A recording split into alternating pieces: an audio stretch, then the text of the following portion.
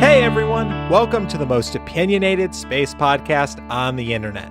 At Astra, the podcast where we talk about the intersection of space policy and technology. I'm Jack, your resident space policy advocate. And I'm Newton, I'm your guy for space technology. All right, well, it's good to be back from our first week off planned week off at least in a while, doesn't it? Our planned bye week. How's that sound? So why don't you give us a little run of show what we're going to be talking about today? So we're really just going to dive into three big things. We're going to talk a little bit about the NASA Authorization Act, Mike Pence making a statement about space debris, and a little update on TESS for today. So Jack, why don't you get us kicked off with the NASA Authorization Act? So as we've talked about sort of on and off over the last, I guess, 6 months now, that there has been a lot of talk on Capitol Hill in regards to passing another NASA authorization. So if you don't remember, the NASA Authorization Act of 2017, also known as the NASA Transition Act, was meant to be a piece of legislation that would help the transition between the Obama and the Trump administrations go more smoothly. The ultimate goal was to sort of change and reorient the space program to fit a more long-term goal, which that long-term goal being whether we go back to the moon or Mars, just kind of leaving it all out in the open. It created a lot of new systems within the federal government of reporting that NASA has to do to the Congress, has to release certain reports every 180 days, specifically on a roadmap to the stars. As we've talked about in the last year since the passing of the NASA Transition Act of 2017, there's been a lot of talk within the Republican conference that they wanted to do an Authorization Act of 2018. For context, the last Authorization Act before the one in 2017 came out in 2011. So it's not common for there to be a yearly reauthorization of NASA. Now, an authorization. But we're in the age of uncommon. But we're in the age of uncommon.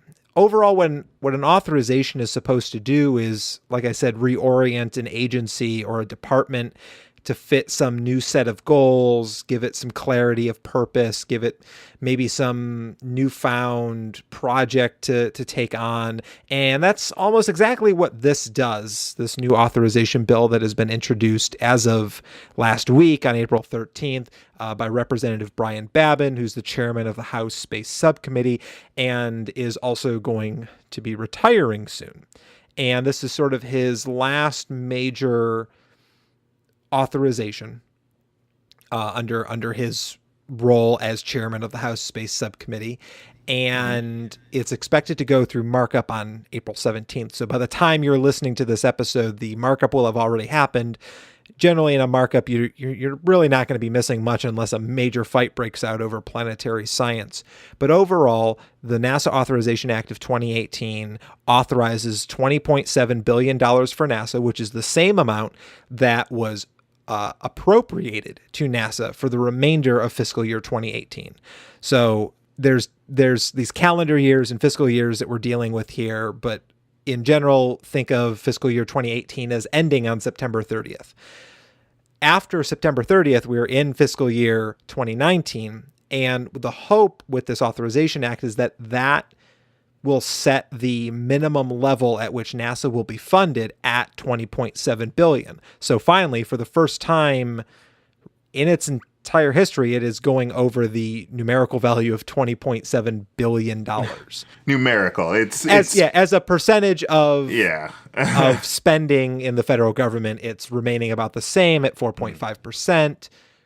Wow, what did I really just say? 4.5%. I was about to say, what? 0.45. What did I miss? 0.45%. Its maximum was about 4.7% adjusted for inflation in 1967. I wonder what we were doing at that time.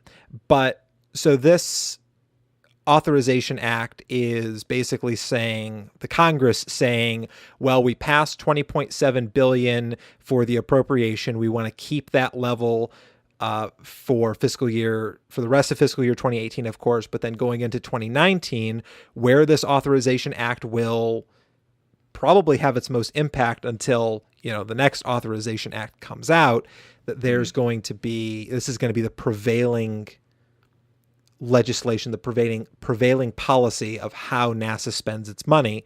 And some of the things tackled in this authorization bill is mainly how NASA operates as a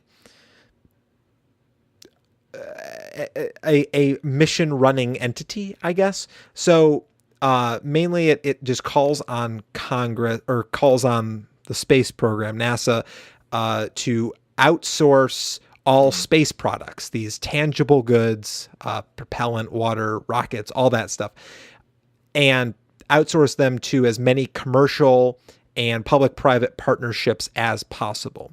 So it really sets in stone that we're trying to develop this space economy, whether it's for low Earth orbit, for geostationary, for cislunar, whatever it is, that everything that we're developing as part of our arsenal of exploratory programs hinges on the use of commercial or public-private agreements to get them accomplished. And that's not anything new. NASA's been doing that for a while, and with things like the Commercial Crew and Commercial Cargo program, really throwing it off to the commercial sector, the private industry, companies like SpaceX, like Lockheed Martin and Boeing, to develop the systems and products, these physical, tangible things that the space program uses to transport astronauts or transport cargo or transport probes to another world, or to the to the next, the follow on to New Horizons, or whatever it might be.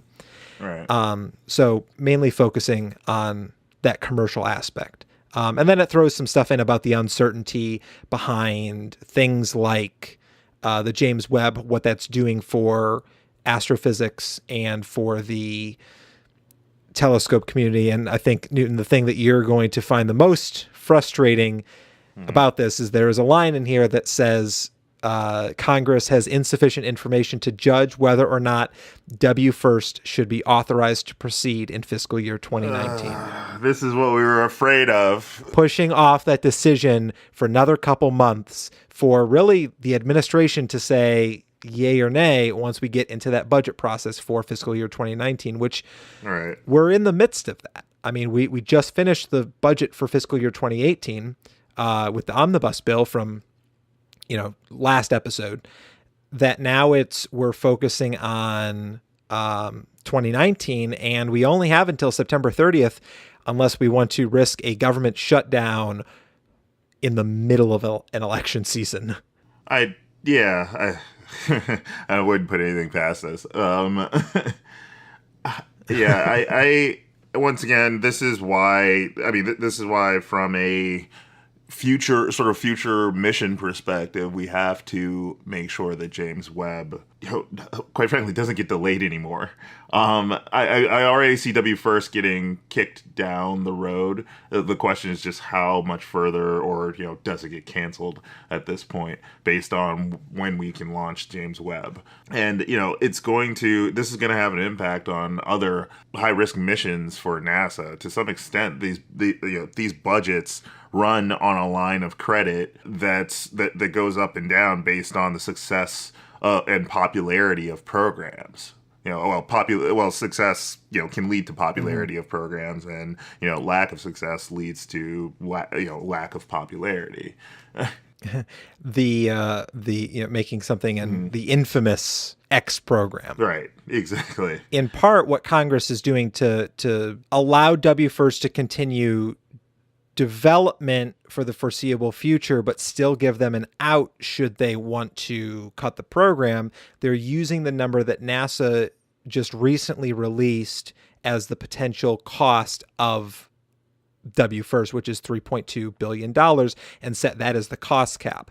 But as we've seen with James Webb, those cost caps are when they set them 5-10 years before the mission starts, you don't have a clear picture of the challenges on the road to completion of that project. So that $3.2 billion might not end up being the cost of the program. The program could certainly cost much less than that. and I doubt. and deliver a finished product, but that's very, very unlikely, That's especially in very a rare, sphere yeah. like space exploration, where you run into challenges that you're not running into a $20-$30 challenge. You're running into a 20,000-30,000 maybe $1 million challenge. Right, and to be fair, there are things that can occur during the development of capabilities like that that do complete early. That just leaves more room for things like testing, doing bug fixes, finding problems in the hardware, so on and so forth. So they will spend all of the money they have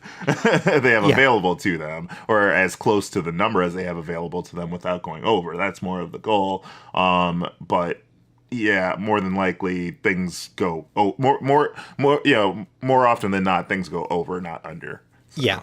And it's just one of those, I guess, another reason why we should maybe look into multi-year budgets for things like the space program. It's just, it doesn't make sense that we have to, on a yearly basis, figure out how much a program is going to cost in context of the previous year and the next fiscal year. If you could look 5-10 years into the future and set the budget for something, the cost planning is going to be a lot better. I'm not going to say there's a magnitude there. Sounds like you're talking about artificial intelligence for setting the budget, which I'd at least be interested in. I'd like to have the conversation at least. Like. Well, see, cool. we already do have artificial intelligence setting the federal budget. It's called Congress. Oh,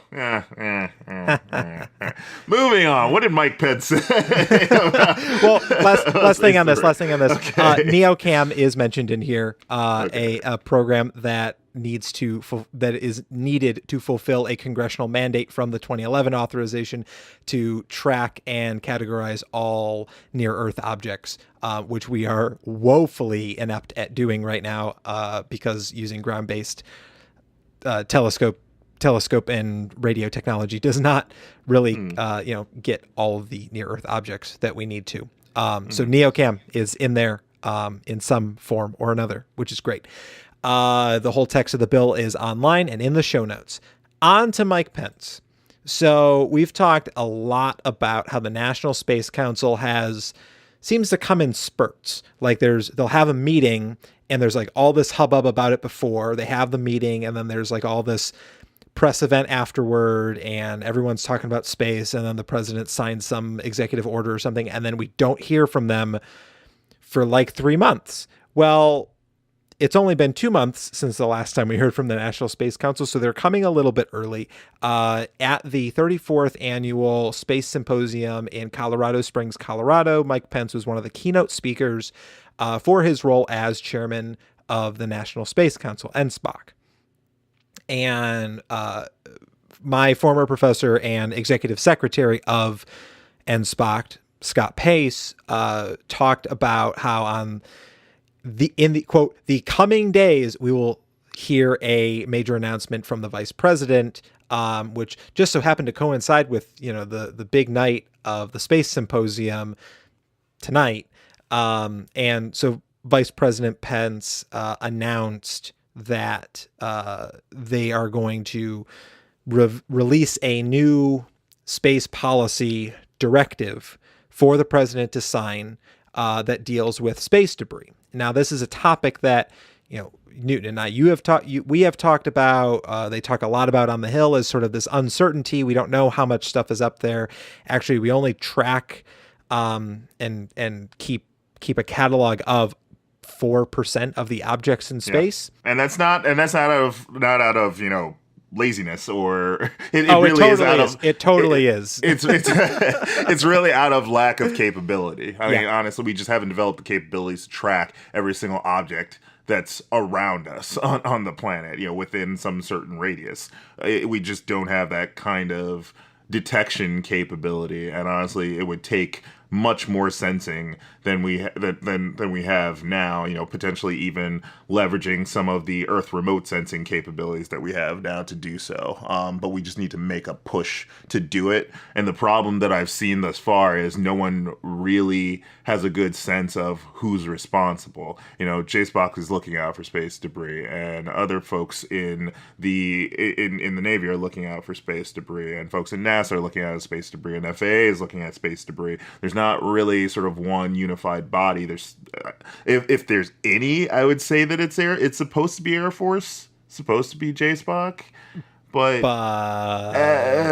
again, it goes back to this capabilities. Right. I mean, they're developing something like the space fence, which is supposed to track objects smaller than 10 centimeters in diameter and larger, I think, than 4 centimeters, which is kind of the area in which most objects theoretically lie within, that we can't track in space. We can only track above 10 centimeters in diameter, and only when it's in certain parts of the sky. So if it's in the southern hemisphere, or it's in, or if, it maybe if two pieces of debris collide, and although they're both more than 10 centimeters in diameter, if then they break into 5 pieces of less than 10 centimeters in diameter, then we can't track any of it anymore.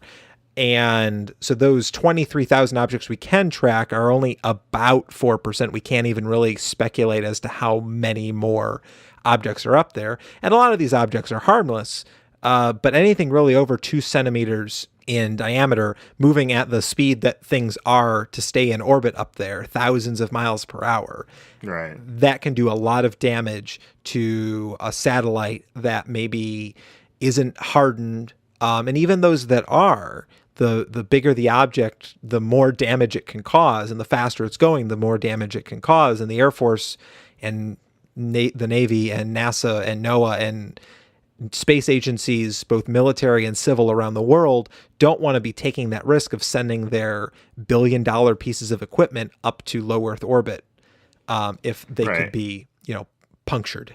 Right. This is a true national security risk, both from the perspective that government uses space and has space infrastructure, but also from the perspective that there's so much commercial space infrastructure now. It would be like a natural disaster occurring within our Earth-based infrastructure. Like not, I wouldn't go as far as saying like, that it would be equivalent to, let's say, destruction of local water treatment facilities and the private companies that own those, or local electrical grid facilities. But I would say that it's fairly close. So space debris is a national security issue, which is why obviously NSPOC is handling it. It being a consortium of all these defense space agencies, as well as civilian space agencies. So it makes sense that there would need to be a push. Honestly, if there's any big mission that should be NSPOC's first mission to tackle, it should be this. I agree with the administration from this perspective, because it is something where different groups, different bodies that all, as far as I can tell, lie within the NSPOC have attempted to address. Now they have to come together to figure out how they can sort of have some sort of joint situational awareness and management of space debris. Yeah, it's one of those things that we could have the coolest and best and most efficient rockets and satellites and everything. But if we can't actually get them to orbit, they don't really matter just sitting on the ground like TESS. Hey. It's not a space debris problem with TESS, thankfully. But space debris is a major national security risk, and it's a civil space risk too. It's not just a defense issue. It's a civil, it's a commercial, it's a informational risk, because we can't do anything if we're inhibited by what's up there. And say something like the Kessler effect comes into place, where we literally cannot leave the surface of the Earth without impacting or getting impacted by something moving at thousands of miles an hour. And we're far from that situation. The space debris that we're dealing with today are legacy remnants of tests done in the mid 90s to the 2000s, including the 2007 ASAT test, the anti-satellite test done by the Chinese to shoot a satellite out of the sky that was already re-entering the Earth's atmosphere because it was dead, basically. And they shot it out of the sky, and it created about 33% more space debris. And we're still dealing with that. We're going to deal with that for the next century should we not be active in our cleanup efforts. And so that is where we haven't even mentioned what department Pence is deciding to give this to. But the Commerce Department is going to oversee the new space debris policy because there hasn't really been a concerted effort on the part of a presidential administration to address space debris. Now it's been mentioned. It was mentioned in the Obama administration. It was mentioned in the Bush administration. It's been mentioned in every authorization from the National Defense Authorization to NASA to NOAA, but it's not something that there's been that one office that deals with in the same way that there's an Office of Commercial Space Transportation under the Department of Transportation, or that NASA deals with human rating of spacecraft. Like, there's not one office that deals with space debris. And I'm interested to see what the actual language of this policy is, because if it follows the same formula as Space Policy Directive 1, I think this is going to be Space Policy Directive 2, then it's only really going to change a couple lines within the National Space Policy, which is from 2010, from the Obama administration. And one, it does indicate that the Trump administration is looking to announce their own space policy, national space policy, to replace the 2010 document, or in large part modify it to their liking.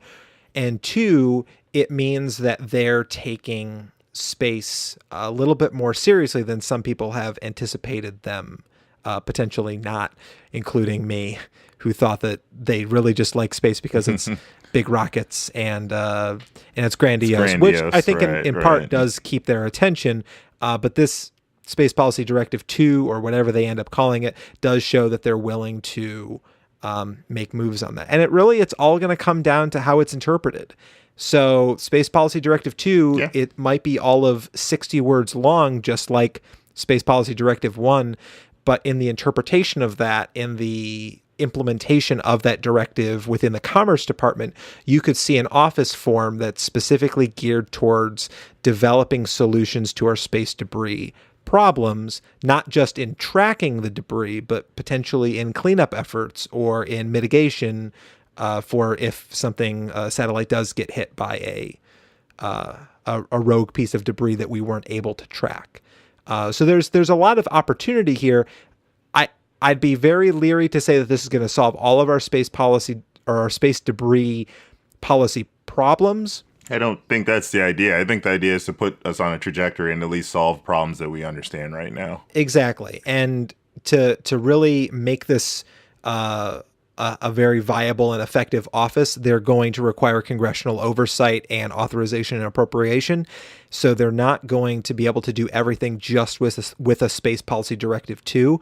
But I could see if this language comes out in time for this authorization that we had just talked about for 2018, could include something about space debris office within the Commerce Department. Granted, it's a NASA authorization, so you'd have to change some of the verbiage around, or in the next Commerce Department authorization, which I don't think the Commerce Department has had an authorization since like 1985 or something. So it would be a major shift in not just space policy, but commerce policy to implement an office like this. But I'm glad to see that there is work being done on this front. All right.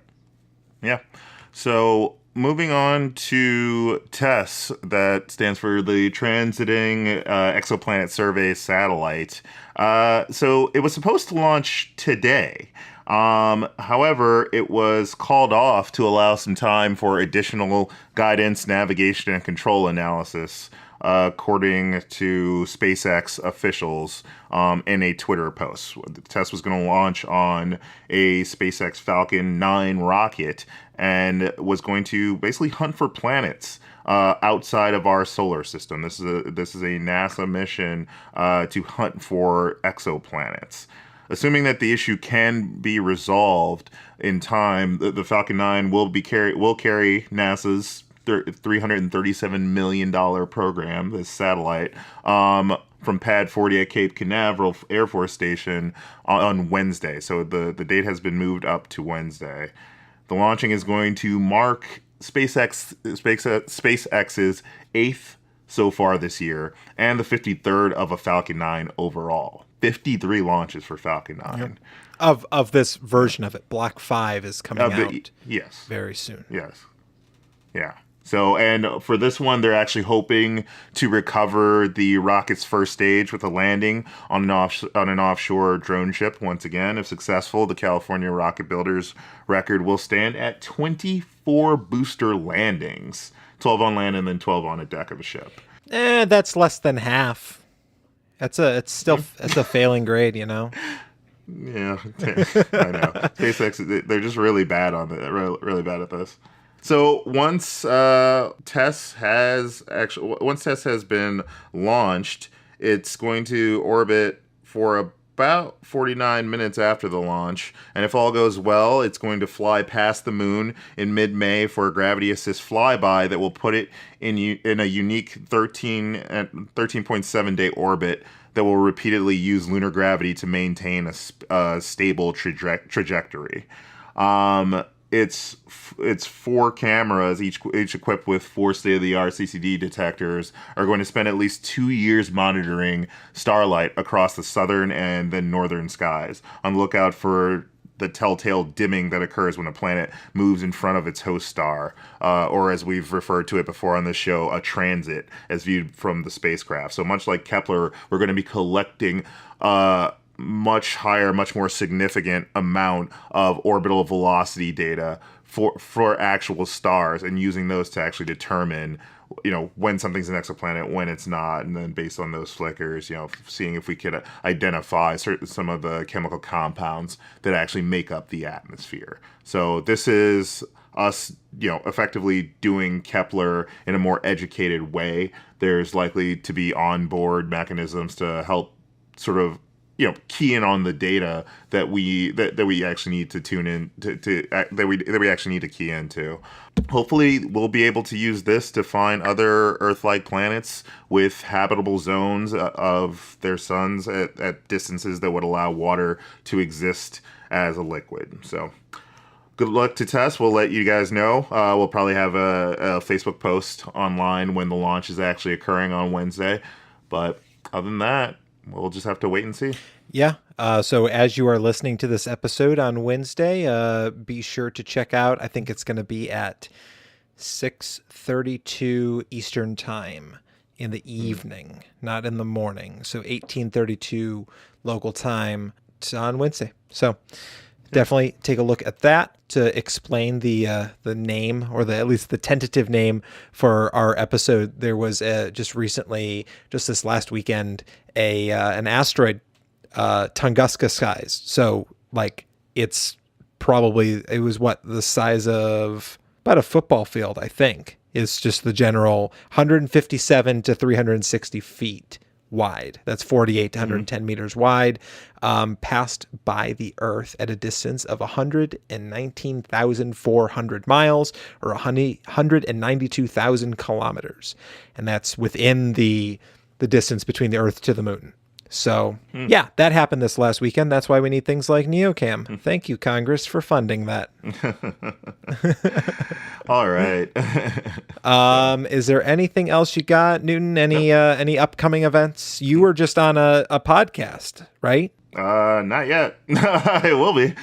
Not yet. I will okay. be. Yes, I will be on the Story Collider. I have a Story Collider event on April 25th where I will be talking about being a broke scientist.